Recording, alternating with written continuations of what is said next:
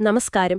നമ്മൾ ക്രിപ്റ്റോയെക്കുറിച്ച് സംസാരിക്കുമ്പോൾ പ്രത്യേകിച്ച് ഇന്ത്യയിലെ എപ്പോഴും ഒരു സംശയമില്ലേ, ഇത് ലീഗലാണോ, നാളെ ഗവൺമെന്റ് ഇത് പൂട്ടിക്കുമോ, അങ്ങനെ ഒരു പേടി. ആ ഒരു സാഹചര്യത്തിലാണ് ഇന്ത്യയിലെ ആദ്യമായിട്ട് ഒരു പബ്ലിക് ലെയർ 1 ബ്ലോക്ക് ചെയിനിന് ഗവൺമെന്റിന്റെ അനുമതി കിട്ടി എന്ന് പറയുന്നത്. അപ്പം നമ്മളിന്ന് സംസാരിക്കുന്നത് അതിനെക്കുറിച്ചാണ്. അപ്പോൾ ഇന്നത്തെ നമ്മുടെ ലക്ഷ്യം ഇതാണ്: എങ്ങനെ ഇത് സാധ്യമായി? ഈ നിയമത്തിന്റെ നൂലാമാലകളൊക്കെ ഇല്ലേ, അതിനിടയിലൂടെ ഇതിന് എങ്ങനെ അനുമതി കിട്ടി? ഇതിൽ വരുന്ന സാധാരണക്കാർക്ക് എന്താണ് റോൾ? പിന്നെ ഇതിന്റെ ടെക്നിക്കൽ സൈഡ്, ഭാവി, നമുക്കിതൊന്ന് ആഴത്തിൽ പരിശോധിക്കാം. തീർച്ചയായും. ഇത് വെറുമൊരു ക്രിപ്റ്റോ പ്രോജക്റ്റ് മാത്രമല്ല, ശരിക്കും പറഞ്ഞാൽ ഇന്ത്യയുടെ ഒരു ഡിജിറ്റൽ ഫ്യൂച്ചറിനെ തന്നെ ചിലപ്പോൾ സ്വാധീനിക്കാൻ സാധ്യതയുള്ള ഒരു നീക്കമാണിത്. ആ ഒരു ഗവൺമെന്റ് അനുമതി എന്ന ഒറ്റക്കാര്യം, അതുമതി ഇതിനെ മറ്റുള്ളവയിൽ നിന്നെല്ലാം വേറിട്ട് നിർത്താൻ. അപ്പോൾ ഇതെങ്ങനെ സംഭവിച്ചു, ഇനി എന്തു മാറ്റം വരും എന്നൊക്കെ നമുക്കൊന്ന് കീറിമുറിച്ച് നോക്കേണ്ടതുണ്ട്. ശരി, അപ്പം നമുക്ക് തുടക്കത്തിൽ നിന്ന് തന്നെ തുടങ്ങാം. ഏതൊരു ബ്ലോക്ക് ചെയിൻ പ്രോജക്റ്റിന്റെയും വിജയം അതിലെത്ര പേരുണ്ട് എന്നതിനെ ആശ്രയിച്ചല്ലേ? അതെ അതെ. അപ്പോൾ ഇതിന്റെ വളർച്ചയെക്കുറിച്ച് നമ്മുടെ കയ്യിലുള്ള കണക്കുകൾ എന്താണ് പറയുന്നത്? അവിടെയാണ് ഏറ്റവും രസകരമായൊരു കാര്യമുള്ളത്. ഒരു ബ്ലോക്ക് ചെയിനിന്റെ ശക്തി നമ്മൾ അളക്കുന്നത് തന്നെ അതിന്റെ നെറ്റ്വർക്കിൽ എത്ര വാലറ്റുകൾ ആക്റ്റീവാണ് എന്നതിനെ ആശ്രയിച്ചാണ്. നമ്മുടെ കയ്യിലുള്ള വിവരങ്ങളനുസരിച്ച് ഒരു വർഷം കൊണ്ട് മാത്രം ഏകദേശം ഒരു 50,000 പേര് ഇതിൽ പർച്ചേസ് ചെയ്തിട്ടുണ്ട്. 50,000 പേർ? അതെ. നെറ്റ്വർക്കിലേക്ക് കണക്ട് ചെയ്ത മൊത്തം വാലറ്റുകളുടെ എണ്ണം 1.5 ലക്ഷം കടന്നു. 1.5 ലക്ഷം വാലറ്റുകളോ? നമ്മൾ ഇഥീരിയത്തിന്റെ തുടക്കകാലം ഓർത്താൽ അന്ന് വെറും 10,000 വാലറ്റുകളെ ഉണ്ടായിരുന്നുള്ളൂ. അത് വെച്ച് നോക്കുമ്പോൾ ഇത് വലിയൊരു സംഖ്യയാണ്. പക്ഷേ ജോയിൻ ചെയ്തവരുടെ എണ്ണം 2.25 ലക്ഷമാണെന്നും പറയുന്നുണ്ടല്ലോ. ആ കണക്കുകൾ തമ്മിലൊരു പൊരുത്തക്കേടില്ലേ? എന്താ അത്? നല്ലൊരു ചോദ്യമാണ്.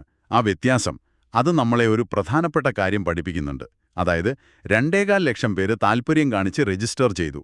പക്ഷേ 1.5 ലക്ഷം പേർ മാത്രമേ അവരുടെ വാലറ്റുകൾ നെറ്റ്വർക്കുമായി കണക്ട് ചെയ്തുള്ളൂ. ഓ ശരി. തുടക്കത്തില് വാലറ്റ് കണക്ട് ചെയ്തവർക്ക് ഒരു 50 കോയിൻ ഫ്രീ ആയിട്ട് കിട്ടുന്നൊരു ഓഫർ ഉണ്ടായിരുന്നു. ആ ഏകദേശം ഒരു 75,000-ഓളം ആളുകൾക്ക് ആ അവസരം നഷ്ടമായി. ഇത് കാണിക്കുന്നത് എന്താണെന്ന് വെച്ചാൽ, ഇത്തരം നെറ്റ്വർക്കുകളിൽ സമയം എത്രത്തോളം പ്രധാനപ്പെട്ടതാണെന്നാണ്. ആദ്യം വരുന്നവർക്ക് എപ്പോഴും ഒരു മുൻതൂക്കം കിട്ടും. ഈ സമയം എന്ന് പറയുന്നത് വളരെ പ്രധാനപ്പെട്ട ഒരു വാക്കാണ്, പ്രത്യേകിച്ചും ഇന്ത്യ പോലൊരു രാജ്യത്ത്. കാരണം പലരും ഇപ്പോഴും ചിന്തിക്കുന്നത് ക്രിപ്റ്റോ എവിടെ നിയമപരമാണോ എന്നൊക്കെയാണ്. അപ്പോഴാണ് ഈ പ്രോജക്റ്റിന് സർക്കാർ അംഗീകാരം കിട്ടി എന്നൊരു വാർത്ത വരുന്നത്. അതെങ്ങനെ സംഭവിച്ചു? അതാണ് എനിക്കിപ്പോഴും ഒരു അത്ഭുതമായി തോന്നുന്നത്. അവിടെയാണ് ഇതിന് പിന്നിലുള്ളവരുടെ ഒരു ബ്രില്യൻ മൂവ് നമ്മൾ കാണുന്നത്. ഇന്ത്യയിലെ ക്രിപ്റ്റോ നിയമങ്ങൾ ഒരു അസറ്റ് അല്ലെങ്കിൽ കറൻസി എന്ന നിലയ്ക്കാണ് അതിനെ കാണുന്നത്, അല്ലേ? അതെ. ഇവർ അതിനെ പൂർണ്ണമായിട്ടും ഒഴിവാക്കി. എന്നിട്ടിതിനെ ഒരു ടെക്നോളജി സർവീസ് എന്ന ലേബലിലാണ് അവതരിപ്പിച്ചത്. അതുകൊണ്ട് തന്നെ നിലവിലുള്ള നിയമങ്ങളുടെ റഡാറിൽ പെടാതെ ഇതിന് പ്രവർത്തിക്കാൻ പറ്റി. ഒരു മിനിറ്റ്, സർവീസ് എന്നോ? അത് വെറുമൊരു വാചകമടിയല്ലേ? ആളുകൾ പണം കൊടുത്ത് കോയിനുകളല്ലേ വാങ്ങുന്നത്? ഞാനൊരു സാധാരണക്കാരനാണെങ്കിൽ എനിട്ടിതെങ്ങനെയാണ് ഒരു സേവനമായിട്ട് തോന്നുന്നത്? വളരെ നല്ലൊരു ചോദ്യമാണ്. നമ്മൾ പണം കൊടുത്ത് വാങ്ങുന്നത് ശരിക്കും കോയിനുകളെ അല്ല. പിന്നെന്താണ്? നമ്മൾ വാങ്ങുന്നത് നോഡ് വാലിഡേഷൻ ID എന്ന് പറയുന്ന ഒരു ഡിജിറ്റൽ ലൈസൻസ് ആണ്. Node validation ID? അതെ.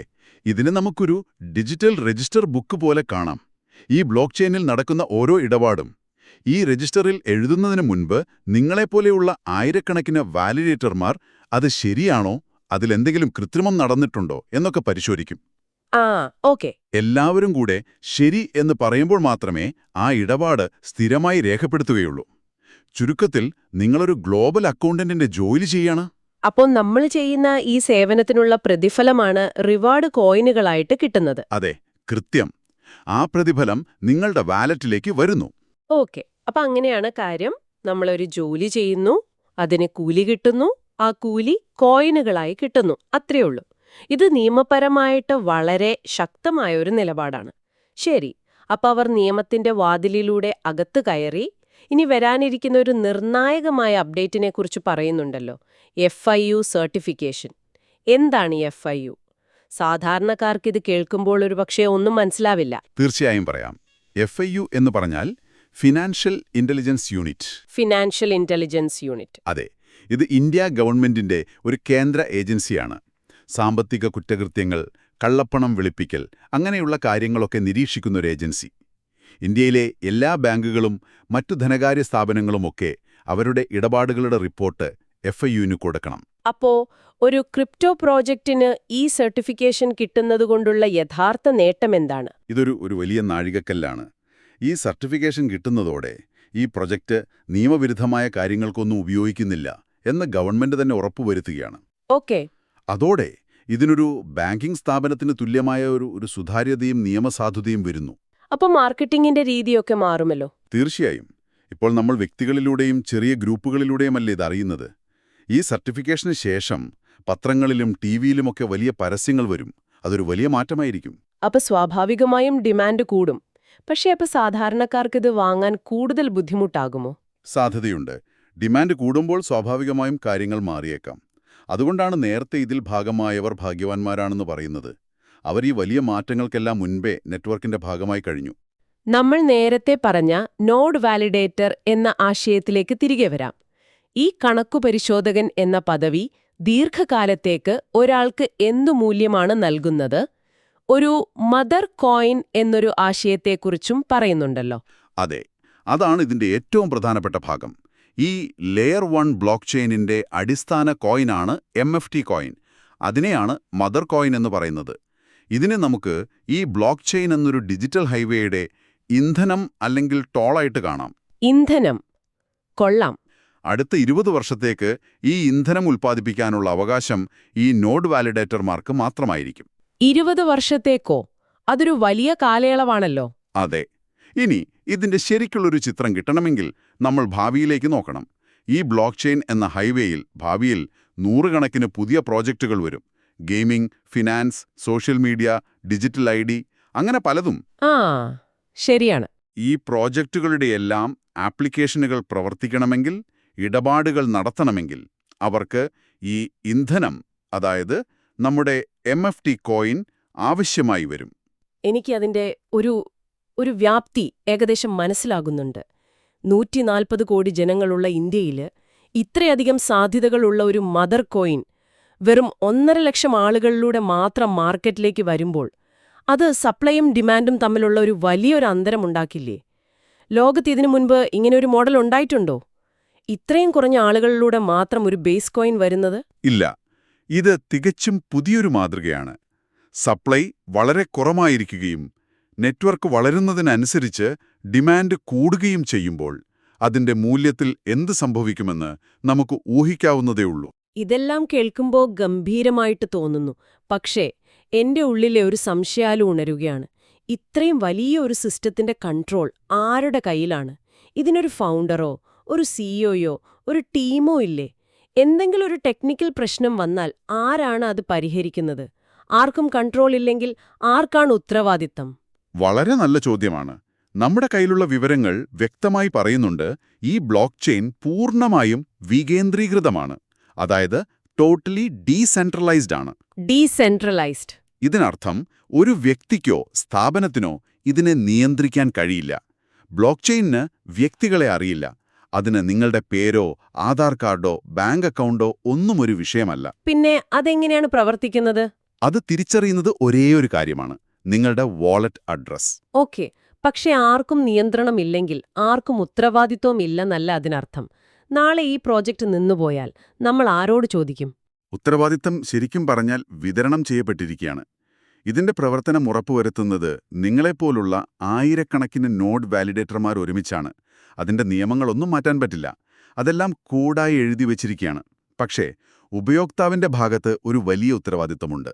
അതെന്താണ്? നിങ്ങളുടെ വാലറ്റിന്റെ 12 രഹസ്യവാക്കുകൾ, ആ 12 വേർഡ് സീഡ് ഫ്രേസ്, അതിന്റെ പൂർണ്ണമായ ഉടമസ്ഥാവകാശം, അതിന്റെ സുരക്ഷ, അത് നിങ്ങളുടെ മാത്രം ഉത്തരവാദിത്തമാണ്. ആ വാക്കുകൾ നഷ്ടപ്പെട്ടാൽ പിന്നെ ആർക്കും സഹായിക്കാൻ കഴിയില്ല. കാരണം നിങ്ങൾ തന്നെയാണ് നിങ്ങളുടെ ബാങ്കിന്റെ മാനേജർ. ശരി, നിങ്ങൾ തന്നെയാണ് നിങ്ങളുടെ ബാങ്ക് എന്ന ആശയം വളരെ ശക്തമാണ്. അതതിന്റെ സ്വാതന്ത്ര്യവും അതേസമയം ഉത്തരവാദിത്വവും വ്യക്തമാക്കുന്നുണ്ട്. ഇനി ഈ ഒരു ബേസിക് ഇൻഫ്രാസ്ട്രക്ചറിന് മുകളിൽ എന്തൊക്കെയാണ് വരാൻ പോകുന്നത്? പുതിയ ലോഞ്ചുകളെക്കുറിച്ചൊക്കെ പറയുന്നുണ്ടല്ലോ. അതെ, ഈ നെറ്റ്വർക്ക് വെറുമൊരു കോയിൻ മാത്രമല്ല, ഒരു സമ്പൂർണ്ണ എക്കോസിസ്റ്റമായി മാറാനുള്ള തയ്യാറെടുപ്പിലാണ്. ഒരു ഇക്കോസിസ്റ്റം. അതെ. അതിന്റെ ഭാഗമായിട്ട് ഈ മാസം 10-ാം തീയതി അവരുടെ സ്വന്തം ക്രിപ്റ്റോ വാലറ്റ് വരുന്നുണ്ട്. അതോടൊപ്പം ജാനുവരിയിൽ ഒരു സർപ്രൈസായി എല്ലാ തരം ക്രിപ്റ്റോകളും ട്രേഡ് ചെയ്യാൻ പറ്റുന്ന സ്വന്തം എക്സ്ചേഞ്ചും വരുന്നു. സ്വന്തമായി വാലറ്റും എക്സ്ചേഞ്ചും വരുന്നത് എങ്ങനെയാണ് സാധാരണക്കാർക്ക് ഗുണകരമാവുന്നത്? അത് വളരെ പ്രധാനമാണ്. ഇപ്പോൾ പലരും മറ്റ് കമ്പനികളുടെ വാലറ്റുകളാണ് ഉപയോഗിക്കുന്നത്, മെറ്റാമാസ്ക് പോലെയുള്ളവ. അതെ. സ്വന്തമായി വാലറ്റും എക്സ്ചേഞ്ചും വരുമ്പോൾ യൂസർക്ക് കൂടുതൽ സുരക്ഷിതവും എളുപ്പവുമായ ഒരു എക്സ്പീരിയൻസ് കിട്ടും. അവർക്ക് ഈ നെറ്റ്വർക്ക് വിട്ട് പുറത്തു പോകേണ്ട ആവശ്യം വരുന്നില്ല. ഇത് മുഴുവൻ സിസ്റ്റത്തെയും കൂടുതൽ ശക്തമാക്കുകയും പുതിയ ആളുകളെ ആകർഷിക്കാനും സഹായിക്കും. തീർച്ചയായും. അപ്പോൾ ഇന്നത്തെ നമ്മുടെ ഈ ഒരു ആഴത്തിലുള്ള പരിശോധന നമുക്കൊന്ന് ചുരുക്കി പറയാം. ഇന്ത്യയുടെ ഈ സങ്കീർണമായ നിയമവ്യവസ്ഥയെ സർവീസ് എന്നൊരു ബുദ്ധിപരമായ മാർഗത്തിലൂടെ മറികടന്ന് സർക്കാർ അനുമതി നേടി ഒരു പബ്ലിക് ലെയർ 1 ബ്ലോക്ക് ചെയിൻ സാധാരണക്കാരെ വെറും നിക്ഷേപകരായി കാണാതെ നെറ്റ്വർക്കിന്റെ അടിസ്ഥാന ശിലകളായ നോഡ് വാലിഡേറ്റർമാരാക്കി മാറ്റുന്ന ഒരു സംവിധാനം, പിന്നെ FIU സർട്ടിഫിക്കേഷനിലൂടെ കൂടുതൽ നിയമസാധുതയും വിശ്വാസ്യതയും നേടാൻ ഒരുങ്ങുന്നു. ഇതൊക്കെയാണ് നമ്മൾ ഇന്ന് മനസ്സിലാക്കിയത്. വളരെ കൃത്യമായി പറഞ്ഞു. ഈ ചർച്ച അവസാനിപ്പിക്കുമ്പോൾ കേൾക്കുന്നവർക്ക് ചിന്തിക്കാൻ ഞാൻ ഒരു ചോദ്യം നൽകാം. നമ്മുടെ ഉറവിടത്തിലെ അവസാന വാചകം ഇങ്ങനെയാണ്: നമ്മളിലൂടെ ഇനിയുള്ള ഒരു മാസമെങ്കിലും എത്ര പേർക്ക് ഈ അവസരം എത്തിക്കാൻ പറ്റുമെന്ന് ചിന്തിക്കുക. അതിനെ അടിസ്ഥാനമാക്കി നമുക്ക് ഇങ്ങനെ ചിന്തിക്കാം. പൂർണ്ണമായും നെറ്റ്വർക്കിന്റെ വളർച്ചയെ ആശ്രയിക്കുന്ന ഇങ്ങനൊരു സിസ്റ്റത്തിൽ അതിന്റെ ആദ്യകാല പങ്കാളികൾ വെറും നിക്ഷേപകരായി മാത്രം ഒതുങ്ങുന്നതും, അതും ഈ വിവരങ്ങൾ മറ്റുള്ളവരുമായി പങ്കുവെച്ച് നെറ്റ്വർക്ക് വളർത്തുന്നതിൽ സജീവമായി പങ്കാളികളാകുന്നതും തമ്മിൽ ഭാവിയിൽ അവരുടെ ആസ്തിയുടെ മൂല്യത്തിൽ എന്ത് വ്യത്യാസമായിരിക്കും ഉണ്ടാക്കുക? ഇതൊന്ന് ആലോചിച്ചു നോക്കൂ.